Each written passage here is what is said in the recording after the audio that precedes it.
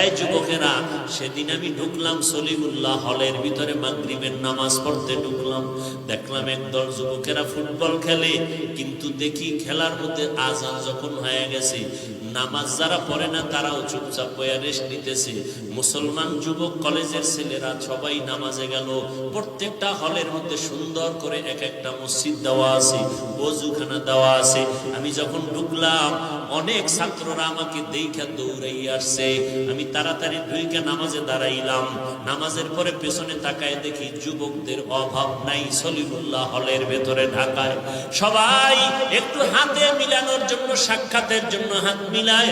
একটা যুবক হাতটা লাগায় কানের গোড়ায়, মুখটা লাগায়, কয় হুজুর আপনি দয়া করে আমারে মাফ করবেন, আমি বড় বেয়াদবি করেছি, আপনার বিরুদ্ধে বহু লেখালেখি করেছি ফেসবুকের ভেতরে, আমি জানতাম না, না বুঝিয়া উল্টা পাল্টা লিখেছি।